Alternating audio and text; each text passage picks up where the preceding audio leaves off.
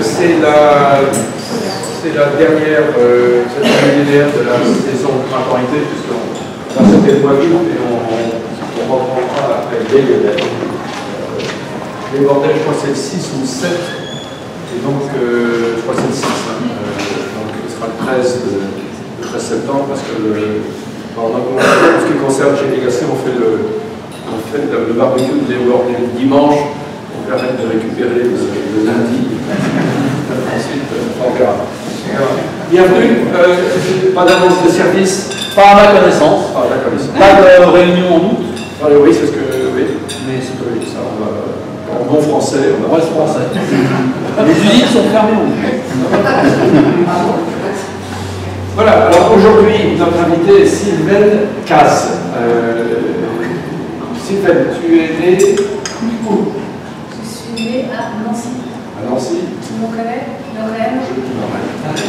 Et tu as très vite été habité près de Metz, dans un petit patelin qui s'appelle Vaud. C'est une controverse assez classique, Metz-Nancy, pour ceux qui connaissent. Donc, ouais, j'ai très vite été la Lorraine qui a été allemande à un certain moment. Et j'ai grandi dans un petit village de 800 habitants. Donc, c'est le début de mon histoire que je me rappelle. Petit village, beaucoup de liberté. Et tu allais à la chasse avec ton père qui était médecin? Oui. Il était médecin, il avait une spécialité de ton père? Généraliste, hein, il avait permis de 4L et il sillonnait les petits villages du coin, rendre visite aux gens qui soignaient à domicile. Vraiment, à cette époque, la moitié de son temps a été visite à domicile et il y avait un cabinet médical dans la petite ville d'à côté. Et mon père adorait la chasse, c'est peut-être la profession. Donc moi je suis l'aînée de 3 enfants, et les 2 premières c'est des filles. Alors en général, dans une famille un peu traditionnelle, c'est le fils aîné qui va à la chasse avec son père, et comme mon père n'avait pas ça, j'ai fait office d'eux, et j'ai très jeune été à la chasse, et me promener, m'occuper des chiens. Donc je pense que voilà, j'ai dit ça à Jean-Louis parce que je pense que c'est cet environnement, petit village, la nature, la chasse, moi ça a toujours été quelque chose, c'était ma vie au départ et j'ai toujours voulu faire quelque chose dans ce secteur, donc c'est très large. On va aller un peu vite, parce qu'il y a énormément de choses à raconter sur ce que tu fais en ce moment ou depuis quelques années. Et il fallait que tu sois ingénieur, donc tu as fait agro. Pourquoi agro en particulier? À cause justement de... Parce qu'il fallait que je sois ingénieur, et puis c'était la seule école qui avait une spécialité un peu bio, donc voilà, j'ai fait ça. Je pense que je voulais faire médecine. Mon père qui était médecin m'a dit surtout fais pas médecine, il faut que tu fasses ingénieur. Puis bon, je pense que vous connaissez. Il y a des heures c'est close to home. Donc en France c'est comme ça, quoi. On est assez vite dirigé vers les programmes ingénieurs par les profs, les parents. Donc bon, j'ai dit bon ok. Et tu étais bonne à l'école? Je ne me rappelle plus, c'était super. Deuxième chance. De toute façon, je me suis retrouvée avec. Non, mais tu ne le sais pas, mais les habitués de l'ABF savent très bien que c'est très difficile de faire dire à un de nos alumni, de nos invités, ah bah oui, j'étais quand même assez costaud à l'école. Je me souviens d'un chef, celui qui a fait les blagues, à 18 ans, il était déjà sous-exécutif chef d'un très grand restaurant. J'ai dit, mais pourquoi est-ce qu'ils t'ont choisi? Oh, ben, je sais pas. Ah bon, et aidez-moi quoi? Oh, ben, je sais pas. C'est très difficile de leur faire dire, aidez-moi en maths, en bio, en quoi? Je crois que j'étais genre d'élève, j'étais bonne en tout.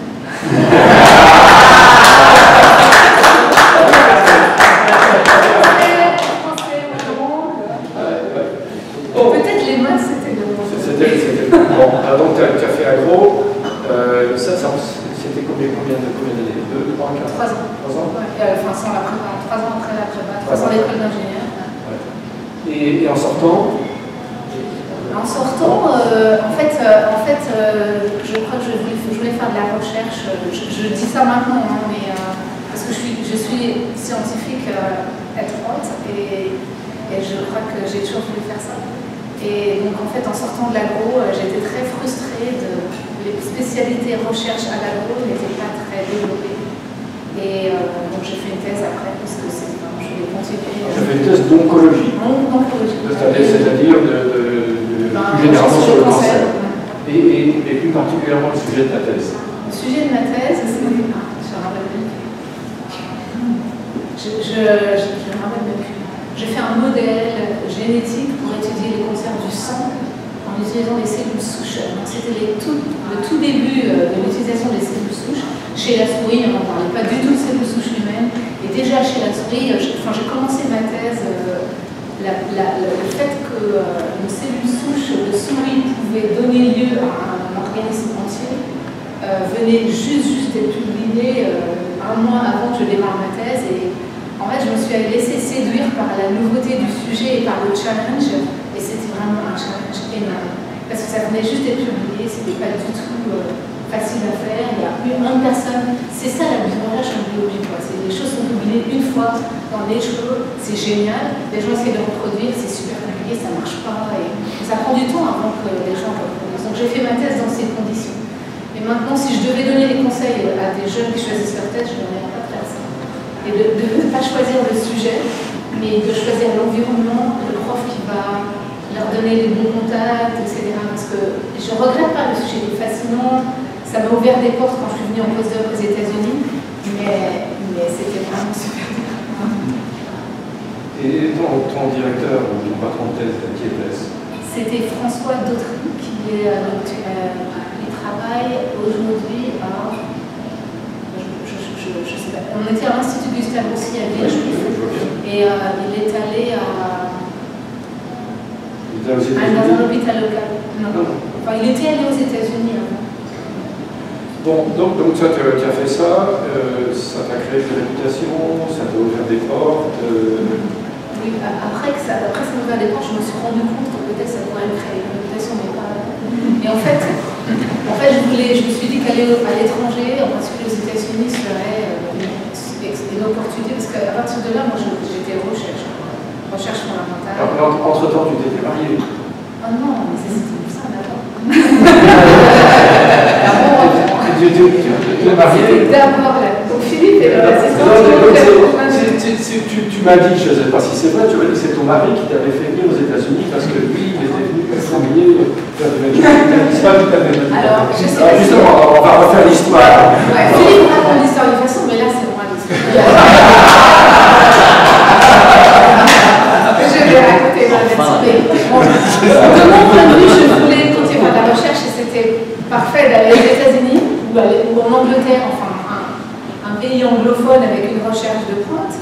Et on en a parlé avec Philippe et je pense que tous les deux on avait une certaine ouverture et un certain désir de bouger. Mais Philippe était venture capitaliste à Paris et donc quand on est chercheur, avoir un postdoc pas très bien payé, tout le monde vous veut, quoi. Avec une technique de pointe pas très bien payée, c'est parfait, il y a plein d'opportunités. Dans le venture, c'est un peu plus compliqué. Et donc,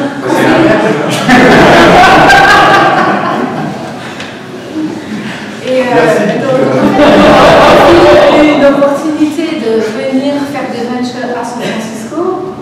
Bon, on était peut-être un peu, je sais pas si, avec l'expérience qu'on a maintenant à Stanford, je sais pas, c'était un peu fou. On a dit, ok, on y va, quoi. Moi, je suis partie, c'est Philippe qui avait le visa, j'avais pas de visa, j'avais pas de labo d'accueil, 2 enfants. Et on s'est dit, ok, c'est super, on y va, ça va marcher. Voilà, c'était un peu comme ça. Donc tu t'es présenté dans des labos en disant voilà, ma thèse. Non, enfin, c'est le réseau tel qu'on vit maintenant. Moi, j'avais fait l'expérience avant. Donc, j'avais travaillé à cause de ce sujet.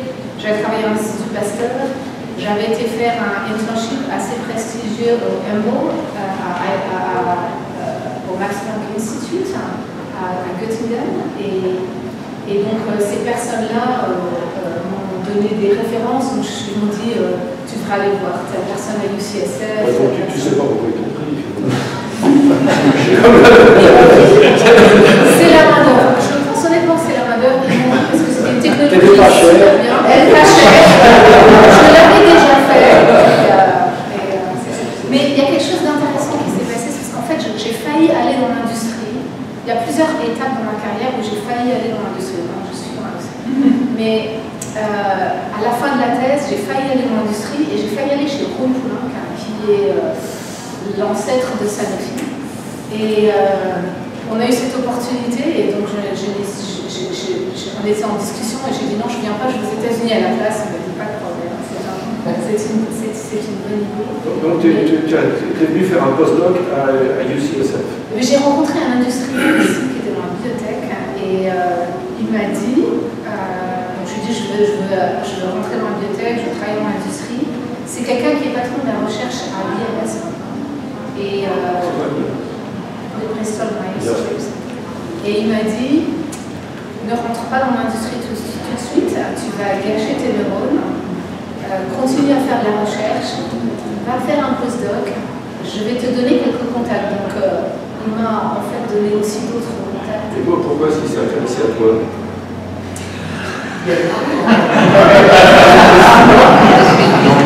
Non, je parle intellectuellement. Je lui ai dit que mon mari était dans ici. On s'en parle. C'est ça le coup de mon mari dans ici, j'ai une anecdote en fait.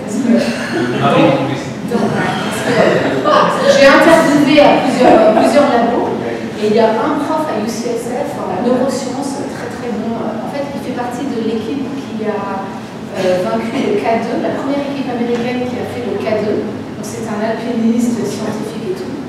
Donc j'ai interviewé avec lui, tout se passait assez bien. Il m'a dit ouais, on doit pouvoir te trouver un sujet sur les intégrines, etc. Puis bon, moi je commence à discuter quelle va être ma bourse. Et je pense que dans la conversation, je lui ai posé des questions sur ma famille et je lui ai dit que Philippe était ici. Et il m'a répondu, mais avec un mari ici, pourquoi tu t'inquiètes de combien tu vas gagner? Alors moi j'ai dit, toi, je ne bosserai pas pour la barre.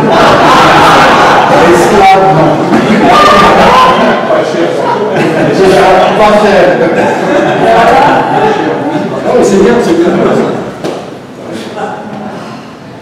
Donc tu es allé faire un postdoc à l'UCSF et ton postdoc portait sur quoi? Alors j'ai changé de Joseph Cancer avant et j'ai travaillé sur des métabolismes des lipides, donc cholestérol, triglycérides, obésité, diabète. Et en fait j'ai pris la même technique mais je l'ai appliquée à un autre domaine. C'était quoi la technique? La technique c'était de créer des animaux modèles de maladies en utilisant des cellules souches qu'on modifiait de façon très spécifique. Donc on ciblait un gène en particulier, on créait exactement la mutation qu'on veut, c'est le gene editing, l'ancêtre du gene editing.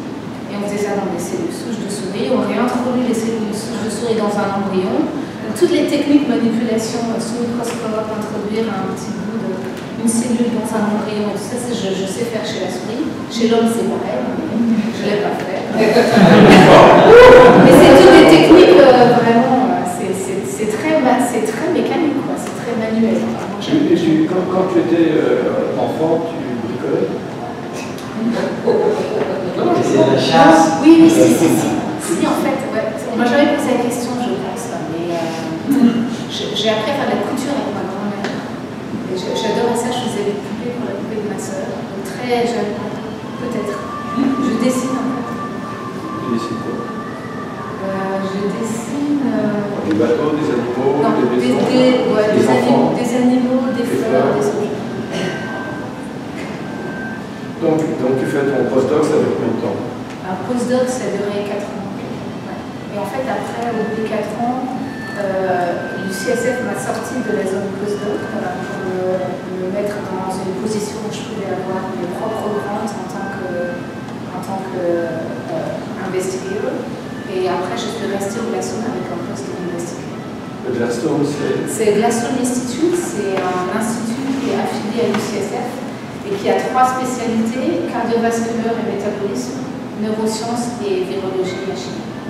Donc j'ai dans le cardiovasculaire. Tu étais dans le cardiovasculaire. Et ça a duré combien de temps? Donc ça a duré, j'ai calculé, j'ai fait de la recherche fondamentale pendant 8 ans après mon postdoc. J'ai fait à peu près 12 ans de recherche fondamentale avec avoir un labo, faire des expériences et écrire des grands. C'est la partie la plus... Et ça plaît, hein, c'est super. Hein. C'est comme les business plans pour les entrepreneurs. Le pitch de l'entrepreneur. Non, non, c'est pire, tu ne peux pas dire n'importe quoi. Tu ne peux pas dire n'importe quoi. Dans le monde, tu ne peux pas dire n'importe quoi. C'est ça qui est difficile. Ça dépend, on peut dire n'importe quoi si on sait quel est le n'importe quoi que les gens. C'est comme ça, ça c'est pareil. Et donc, là, après, tu es passé dans l'industrie, tu as été dans une société qui s'appelle Cytokinetics. Alors ça, c'est la transition majeure, je crois, pour moi, c'est de passer de l'académie à l'industrie.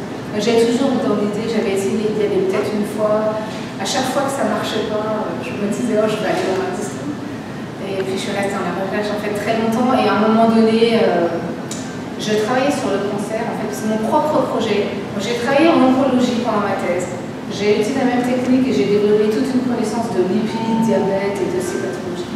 Et après quand j'avais mon propre projet, j'ai en fait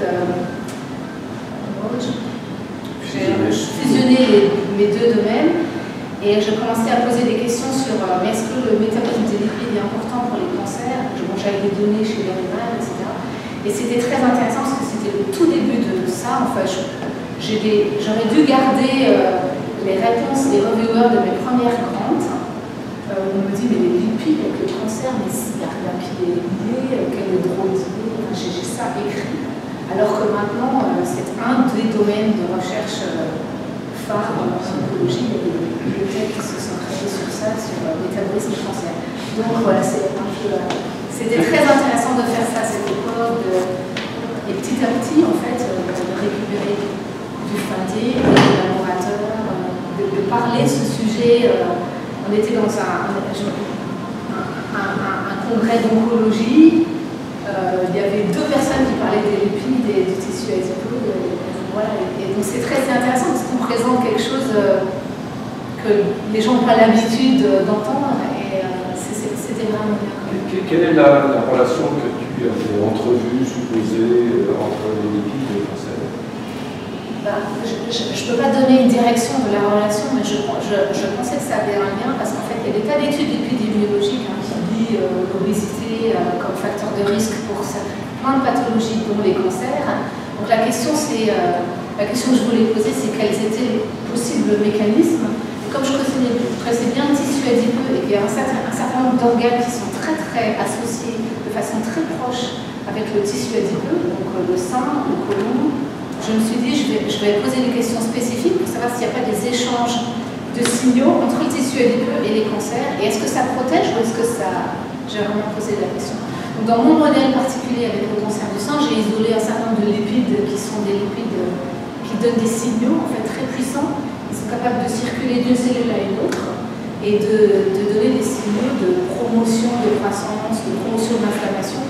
Donc ils accélèrent le développement des tumeurs. Mais il y en a beaucoup d'autres. C'était d'essayer d'aller dans cette voie. Et c'est très intéressant, là je bosse sur une start-up, je ne peux pas en dire, mais c'est de l'oncologie. Et quand on creuse un peu ce qu'ils font, en fait, ils ont trouvé une nouvelle enzyme dans le métabolisme du cholestérol qui joue un rôle dans le travail sur le cancer du côlon. Et ils ont des données très intéressantes. C'est de la pharma, donc ils ont isolé des petites molécules qui sont capables d'interférer avec cette voie-là. Et on est. Moi j'ai publié ça en 2003, entre 2003 et 2006, et là on est en 2015 et c'est une start-up et c'est super nouveau et Sanofi dit oh là là, c'est un mécanisme tellement nouveau, c'est super risqué. Alors Cytokinetics, ça a duré combien de temps? Cytokinetics, ça a duré 2 ans. Pourquoi est-ce qu'il prend le jeu?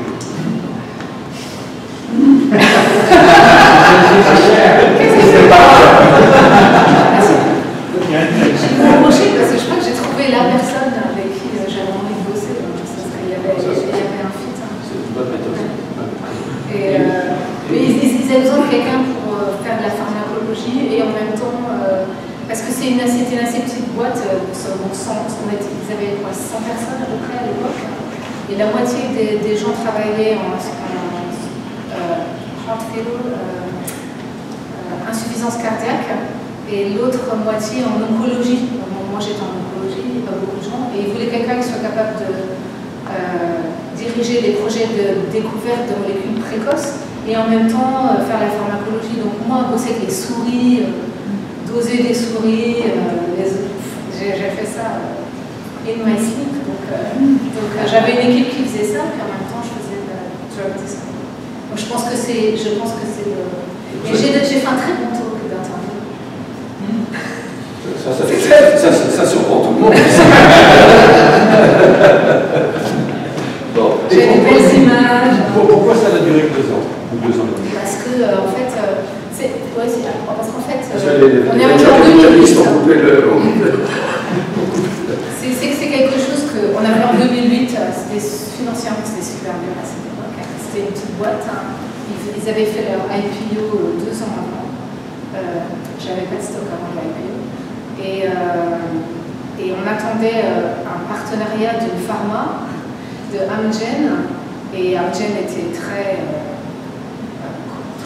frileux, et comme c'était la crise ambiante, bon, ils ne prenaient pas de décision, et je crois qu'on a eu un problème de cash. Et maintenant que je suis un peu de l'autre côté, je vois que, question business, ça a un sens de dire on va privilégier seulement une aire thérapeutique. La compagnie n'était pas capable d'en gérer 2 à un stade avancé en essai clinique de front. Donc ils ont pris ce qui était le plus à la mode, et l'insuffisance cardiaque, ils avaient un nouveau mécanisme qui est très très intéressant, qui est de stimuler les fibres musculaires directement avec des petites molécules. Donc tout un certain nombre de pathologies où le muscle ne fonctionne pas bien, donc comme la maladie de Lou Gehrig, ELS. Donc en fait ils ont eu des résultats dans cette maladie-là. Donc la connexion neuromusculaire ne marche plus bien, mais ils arrivent à stimuler le muscle directement, et ça permet aux gens de... Donc ils allaient dans cette direction-là, c'était nouveau, avec le partenariat Amgen qui peut-être allait arriver, donc ils ont pris cette décision, donc ils ont liquidé toute l'oncologie. Donc on est tous partis, depuis le VP Research jusqu'au technicien à l'IMB l'oncologie. Et tu t'es retrouvé à la rue. Bon, ben non, j'avais fini.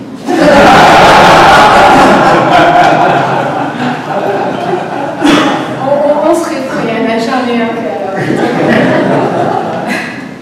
qui donc de là, qu'est-ce qui t'a conduit à Sanofi?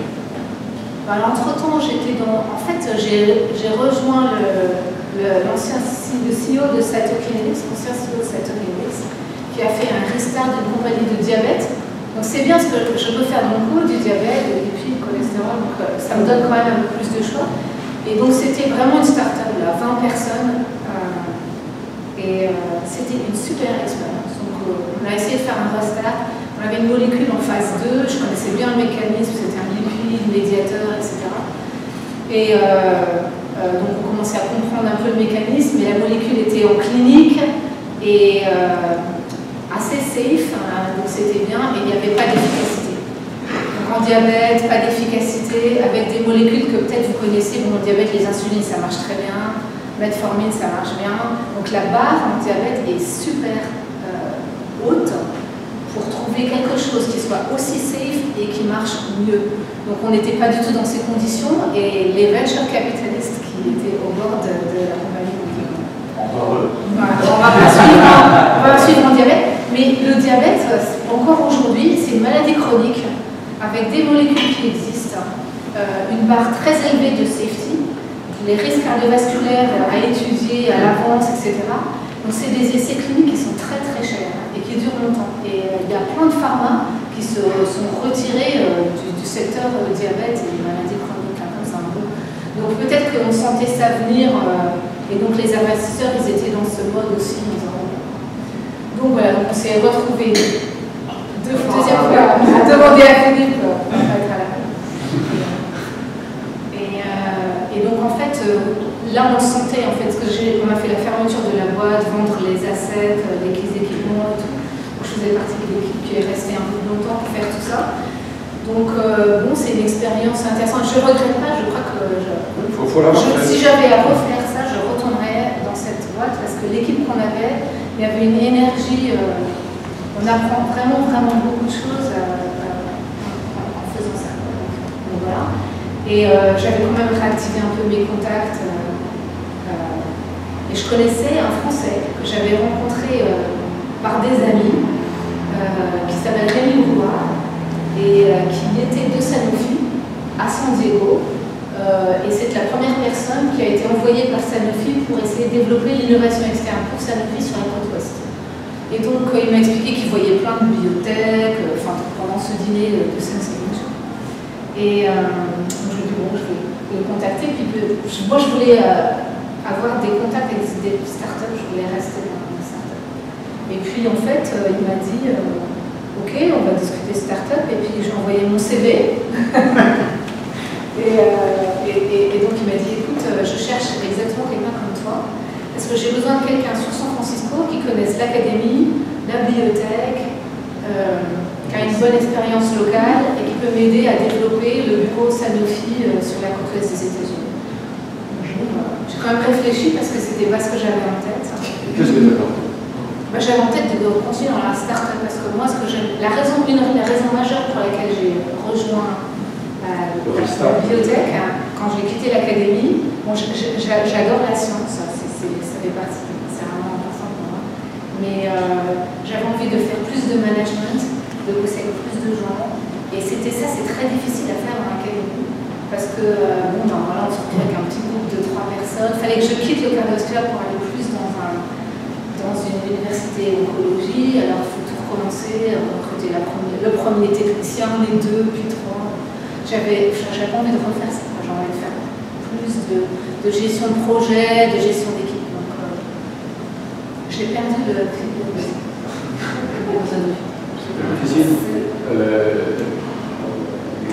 Qu'est-ce que tu dis que tu as fait ton CV? Ah oui, voilà. Tu as présenté ton CV et si j'ai bien compris, ils t'ont dit ah mais vous êtes exactement la personne qu'il nous faut parce que vous connaissez le sujet technique, vous connaissez le sujet académique et donc tu t'es retrouvé, si je comprends bien, à gérer ce qu'on appelle publiquement l'innovation externe à Sanofi. Oui. C'est-à-dire que tu vas draguer des entrepreneurs. Et les venture capitalistes.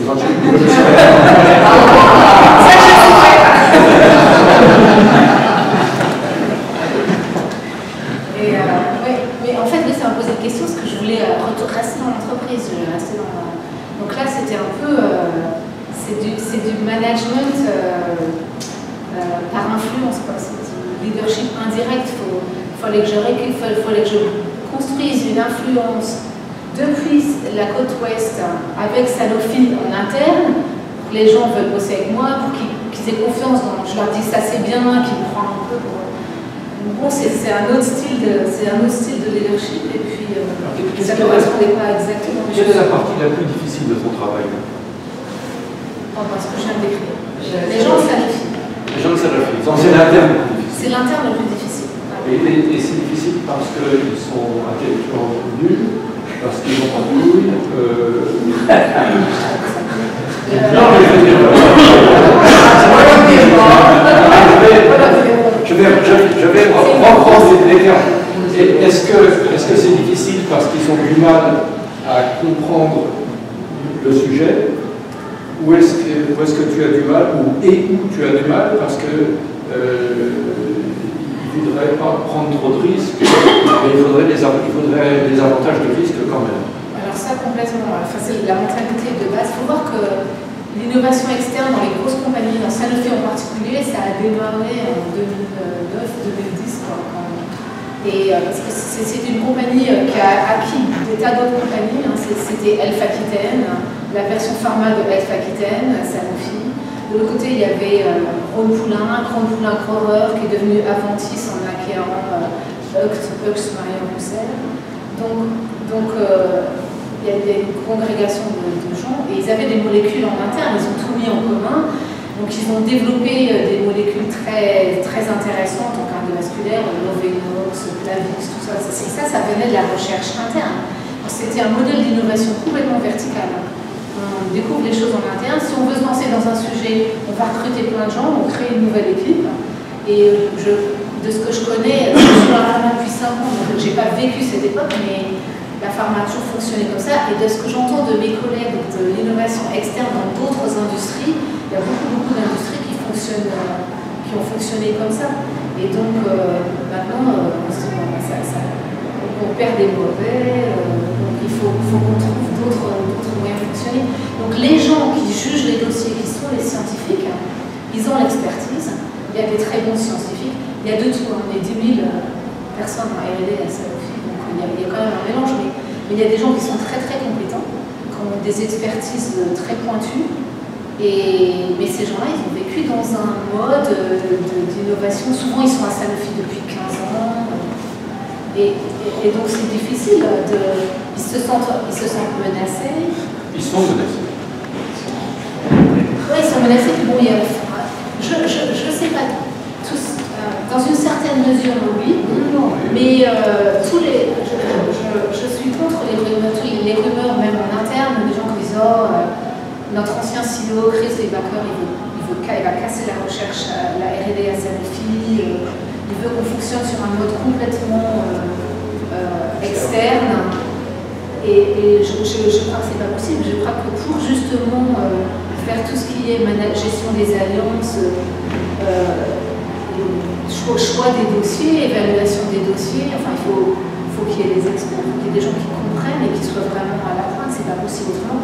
Si on n'a pas ces gens-là, les CEO et les par des entrepreneurs, ils veulent pas par des beaux parleurs. Ils veulent pas parler. C'est un des problèmes dans le BD. Hein, est-ce qu'on connaît vraiment le business development? Oui, le business development. Est-ce qu'on connaît dans la bande ici.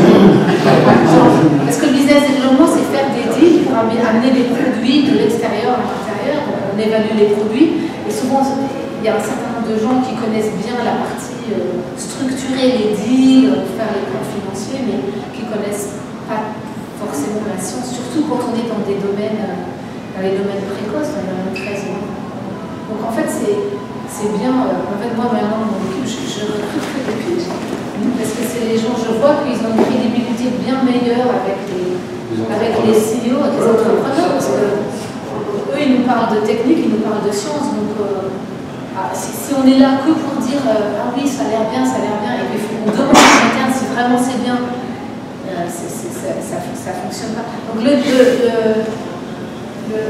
crois que le challenge majeur pour moi, c'est de trouver des champions internes qui vont bien vouloir m'aider à faire avancer le deal. Parce que les situations où ça colle tout de suite devant les compétences, et donc là-dedans, comment est-ce que tu vois ton savoir-faire? Où est-ce que tu es la meilleure dans ton travail? Moi, je crois que j'ai une. Je dis ça en petit comité. J'ai confiance quand je vois une technologie ou un produit. J'ai une certaine confiance pour me dire si c'est bien ou si c'est pas bien. Je crois que je le sais. Et je vérifie, ça se vérifie assez souvent par la suite. Mais il y a des domaines où je suis plus à l'aise que d'autres. Oncologie, oncologie, diabète.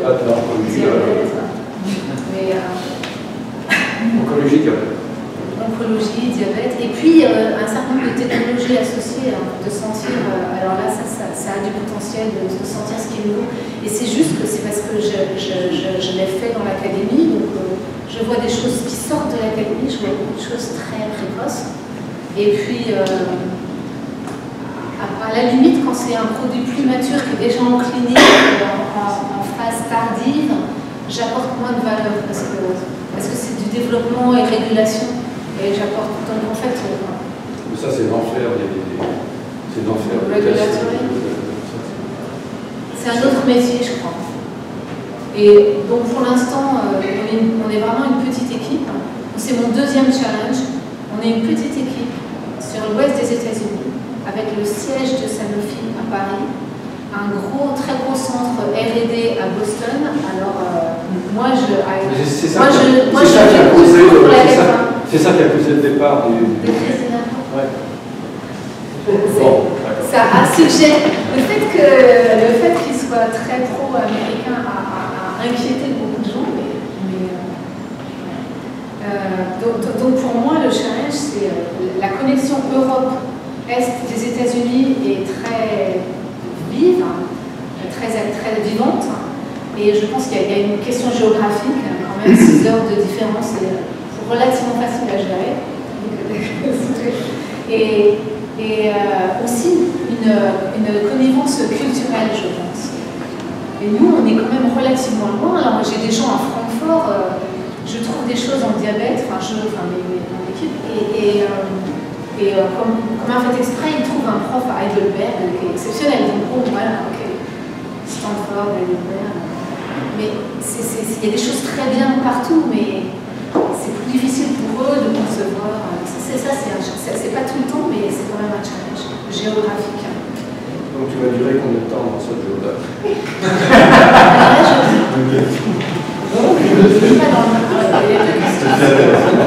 Est-ce que Sanofi va vouloir se débarrasser de moi? Je ne pense pas. Est-ce que tu vas vouloir te débarrasser de... Mais je pense que si Sanofi est c'est une des 5 plus grosses compagnies pharmaceutiques du monde, ils ne peuvent pas ne pas avoir une équipe sérieuse et experte en innovation externe dans un des écosystèmes les plus innovants du monde. Il y a nous, Boston. Alors il y a une espèce de compétition de bonne guerre entre qui est le plus fort en biotech, Boston. Alors maintenant il paraît que Boston dans l'investissement vient de passer un peu au-dessus de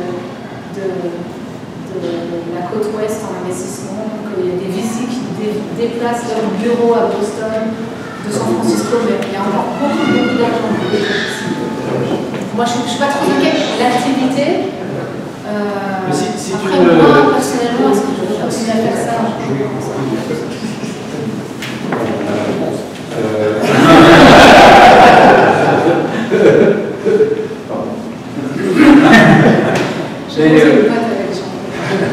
Mais écoute-moi, si tu ne faisais pas ce que tu fais, imagine que Sanofi décide de... Tu sais comment c'est les grosses boîtes, déjà on a vu l'histoire du CEO qui s'est fait virer parce que le CEO de Sanofi s'est fait virer parce qu'il voulait recentrer la boîte sur Boston et du coup les vieux... Il n'était pas assez poli avec son board aussi. Oui, bien sûr, les vieux du bord, Lachman et compagnie, tout ça. Mais moi j'ai suivi ça parce que j'ai travaillé un jour, j'ai travaillé dans l'industrie pharmaceutique. Non, sérieusement. Oui. Quelle boîte? C'est Le Petit. Les inventeurs de la rifamycine, l'antibiotique qui à un moment a tué la tuberculose. Il est extraordinaire de fermer tous les salades autour de Paris. Enfin bref. Bon, donc Sanofi décide, parce qu'ils ont encore une espèce de flatulence cérébrale, et ils décident de fermer le bureau de la côte ouest. Qu'est-ce que tu fais? À part fonder une boîte avec moi, je pense que je suis pas au niveau. Non, sérieusement. Non, mais sérieusement, je suis pas au niveau. Board member, Board member, oui, ça m'intéresse. Ah, mais de board member. Tu dois diriger par Sylvain, alors là, je vais pour y aller. D'habitude, je me fais plaisir. Comment ça bouge votre speaker? Non, mais sérieusement, vous le feriez pas? Oui.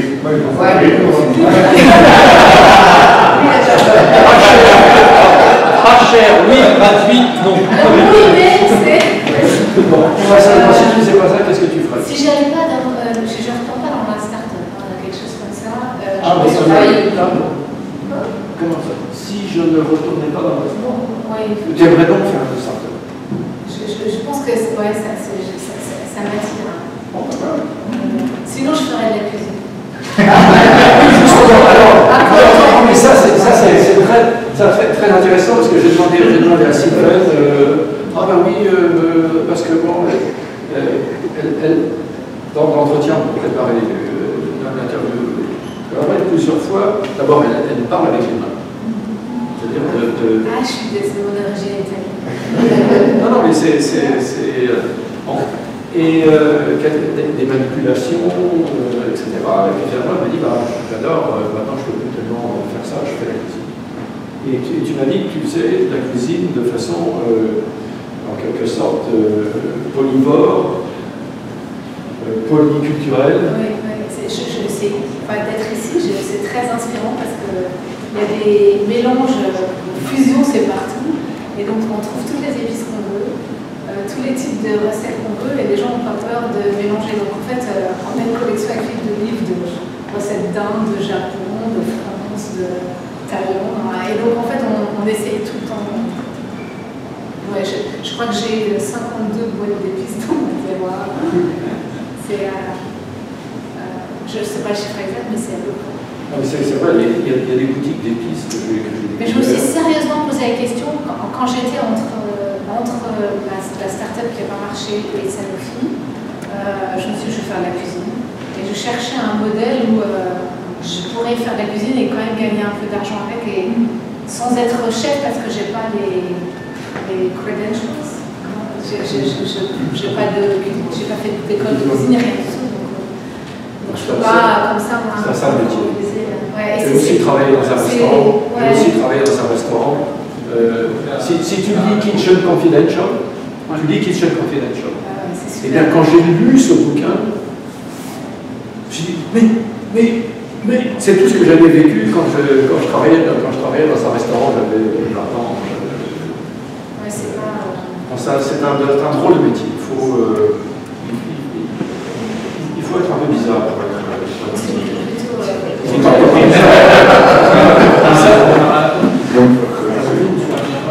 continue. Mais je peux peut-être faire ça plein temps quand même. Je cuisine pour ma famille, mes amis. Écoute, d'abord, je vais te remercier de t'être livré aussi gentiment à mes questions. Et puis maintenant, je vais te jeter au lion, c'est-à-dire aux questions de l'auditoire. Alors moi, j'en ai une première. Quel est le rapport entre la recherche fondamentale, quel rapport peux-tu expliquer entre la recherche fondamentale et la cuisine? Merci de poser cette question, parce que je me la suis posée, parce que j'aime bien essayer de rationaliser un peu les choses. J'aime les deux, je suis attirée par les deux, mais en fait, j'ai commencé à faire plus de cuisine quand j'ai arrêté de faire vraiment des expériences.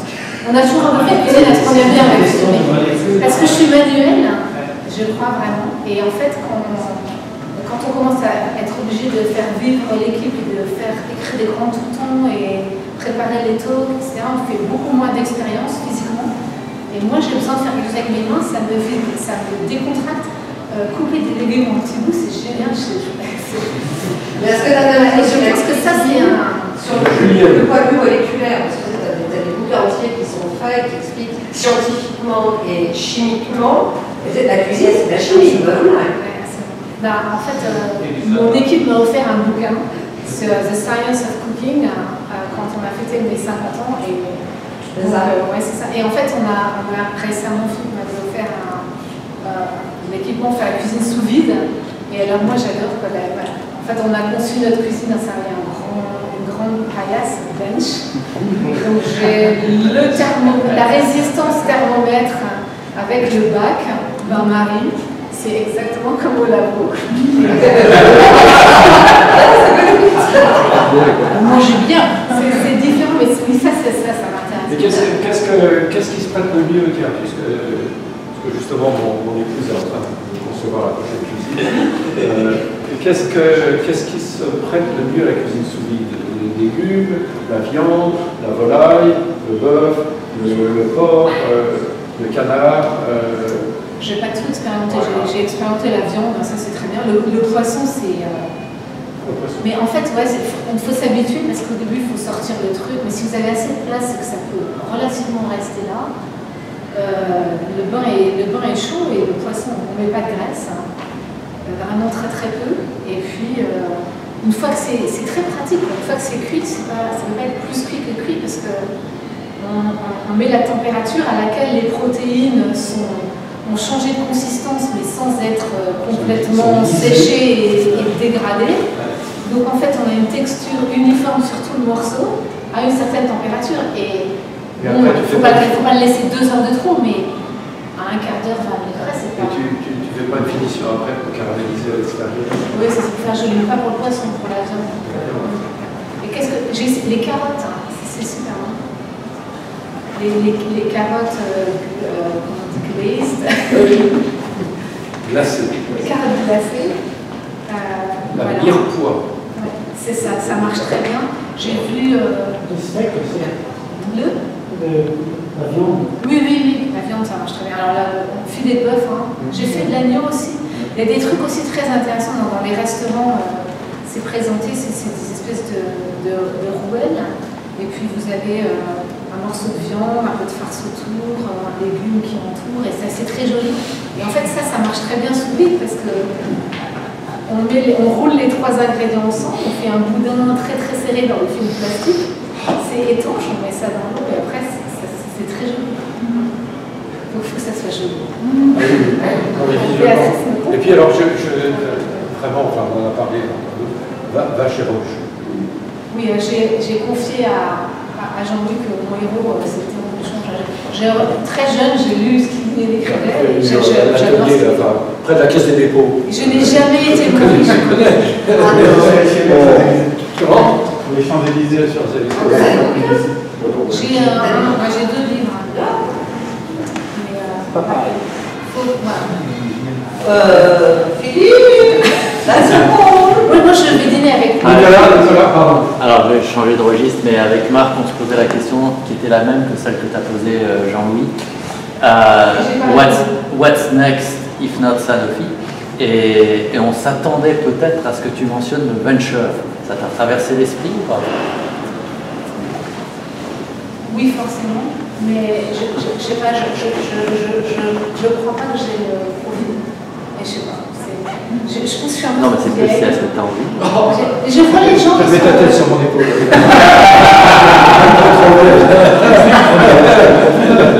Mais c'est. Donc en fait, je bosse avec un certain nombre de VC parce qu'on parle de projets en commun. Puis bon, c'est vrai, ça me fils.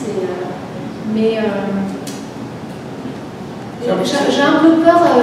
Le côté management, le côté équipe, je trouve que c'est des gens assez solitaires en fait. C'est un partenariat, ce n'est pas une équipe. Hein, où on essaie de aussi mentorer les gens, développer les gens. Donc j'ai peur que ça me manque un peu. Mais le côté intellectuel, de trouver les projets, et oui, je pense que j'aimerais. Donc je sais pas. Et il y a un groupe à Sanofi qui est très récent, qui fait de la co-création d'entreprises avec des syndicats de venture capital. Et ça, c'est un modèle intéressant parce que les VC n'étaient pas du tout intéressés par ça avant. Mais comme les cycles sont plus longs en biotech et qu'en fait, il y a un besoin de prendre des risques, mais qu'ils essaient d'inventer des nouvelles façons de prendre des risques, les deux, la pharma et le venture sont plus ouverts à faire ce genre de partenariat.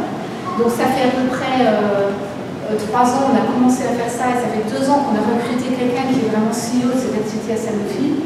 Et peut-être que bosser dans ce contexte-là, ça m'intéresserait parce que du coup, je verrais un peu plus comment structurer des deals un peu complexes. Hein. Et puis peut-être après, je sais pas, I'm shy for that. Une question qui n'a rien à voir, c'est si tu regardes sur les 20 dernières années où tu as passé par l'âge, etc., est-ce que tu as l'impression que la digitalisation a changé quelque chose dans ce domaine? Est-ce que tu as l'impression que la recherche accélère? Les découvertes s'accélèrent de manière générale? Est-ce que tu as l'impression qu'on est en train d'aller sur des éloignements ou pas? Et la question derrière, c'est qu'est-ce que tu penses de ce que racontent les gens chez Google, Singularity University, avec on va guérir la mort et... Il y a 2 questions. Hein. Je vais répondre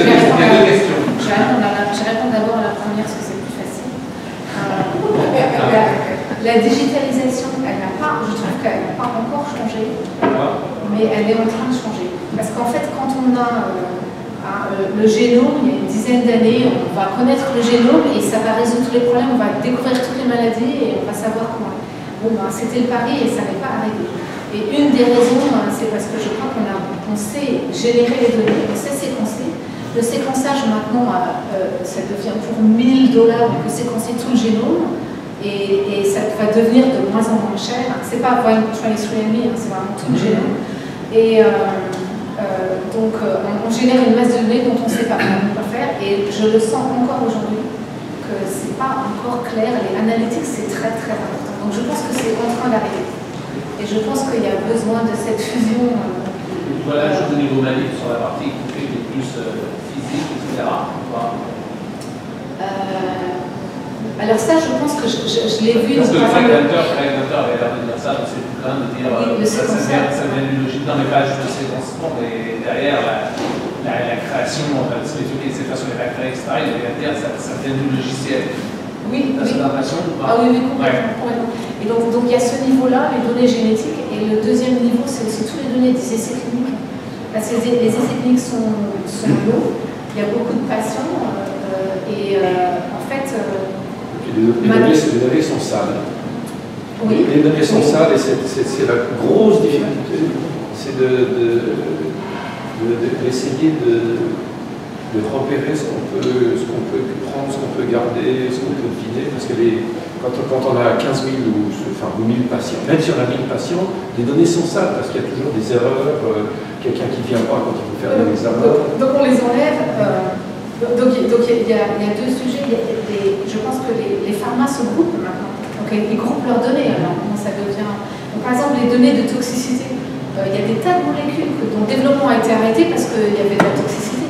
Mais c'est vachement intéressant de prédire la toxicité, de savoir qu'est-ce qui va se passer. Et jusqu'à présent, on n'a pas été capable de se mettre d'accord et on n'avait peut-être pas non plus les moyens, on n'envisageait pas les moyens techniques d'analyser toutes les données toxiques de 5 pharma ensemble. Donc il y a des consortiums qui se créent, on en fait partie. Et la deuxième question guérir la mort, ça devient philosophique. Il faut que j'aille voir, je n'ai pas vraiment de contact, moi personnellement, avec les gens de Google. Je sais que Sanofi leur parle, c'est probablement quelque chose qui m'intéresse. Pour un peu, je crois que je ne fais pas partie de ces transhumanistes. Moi, à titre personnel, je sais pas, je pense que c'est mes racines, c'est ma grand-mère, la couture, le cuisine.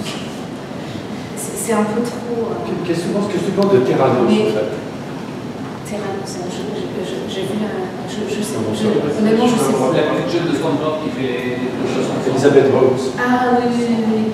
Oui, alors ça c'est un autre aspect, c'est de la santé digitale. Il y a l'aspect donné, mais dans la santé digitale, il y a tout le monitoring. Oui, ça c'est super. Je crois que ça va aussi changer les choses parce qu'il faut les devices, il faut le mesurer. Moi, je ne crois pas je ne sais pas combien d'entre vous ont les VS pour mesurer le nombre de pas. Je ne suis pas trop un fan de ces trucs-là parce que je ne vois pas quelle est la décision après. On mesure un certain nombre de choses et puis alors la décision clinique, ça va être il faut manger plus healthy, il faut faire plus de sport et augmenter. Manger moins, ça c'est merci. C'est déjà, il y a un autre niveau, mais ce dont tu parles, oui, ça c'est un autre niveau. Dans la pharma traditionnelle, ça prend 10 à 15 ans pour développer une molécule, ça coûte 2 milliards de dollars, il faut screener 100 000 molécules pour en trouver une qui va devenir un médicament, et les boîtes pharma ont environ 10 ans pour commercialiser ces molécules avant que le brevet expire. Et on observe que de plus en plus de boîtes pharma ont ce problème de patent cliff et qu'elles doivent découvrir des molécules plus rapides.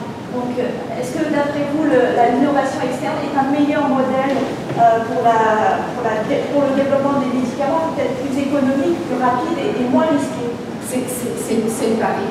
C'est le pari, parce que c'est sûr qu'on ne peut pas vraiment continuer comme ça, on a besoin de plus d'innovation. Ça, c'est un des aspects, c'est-à-dire que si on fait des partenariats, on va prendre des molécules plus tard, dont on connaît déjà un peu mieux le mécanisme. On va bosser tant qu'à faire avec les scientifiques qui sont des experts de la maladie. On n'a pas besoin de réinventer, on bosse avec eux. Nous, on est bon en développement, on connaît le FDA, donc on essaye de faire ça. Est-ce que ça marche? Bon, on n'a pas encore, on a quand même pas sur les échelles dont vous parlez, disons, on n'a pas encore survécu. Mais bon, c'est clairement un des paris. Des startups et l'intégration. La biotech, nous, ça Sanofi, donc le CEO est arrivé en 2009, l'ancien CEO qui a ouvert Sanofi à l'innovation externe de 2009. Donc de 2009 à 2014, on a acquis 33 millions des acquisitions, une centaine de molécules. On a juste des molécules LM et license. Donc, c'est par rapport à ce qui se faisait avant, les biotech, il y a quelques La biotech, c'est le research engine de la pharma. Parce qu'eux, ils vont vite, on n'est pas très agile quand même. Hein.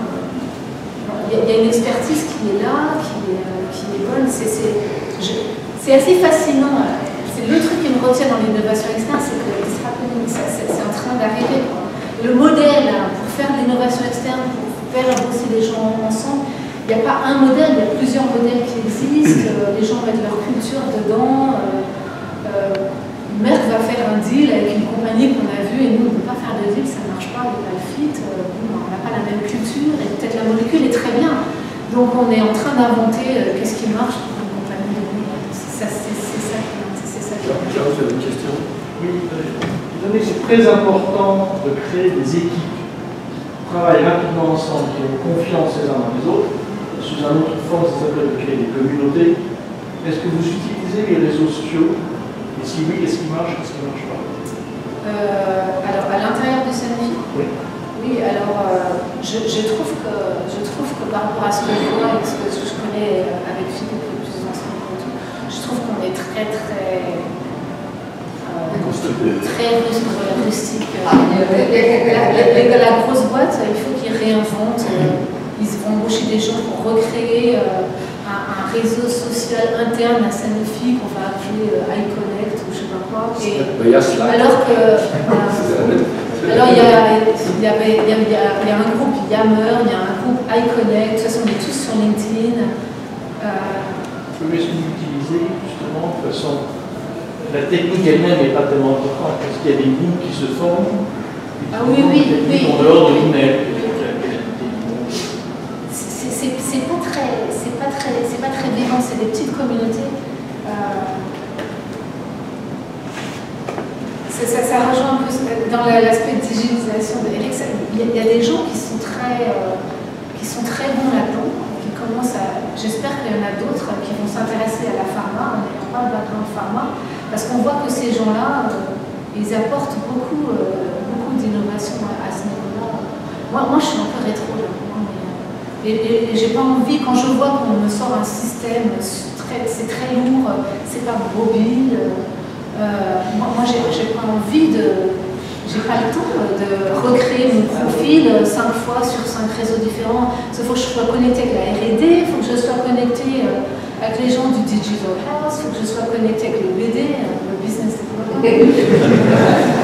Écoute, avec votre permission, on va continuer la conversation autour du bar. En tout cas, bravo, merci beaucoup.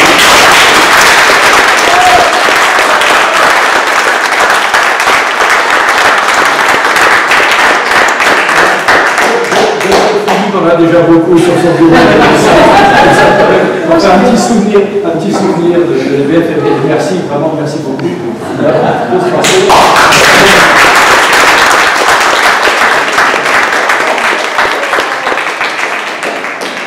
Il y a des bouteilles, des verres.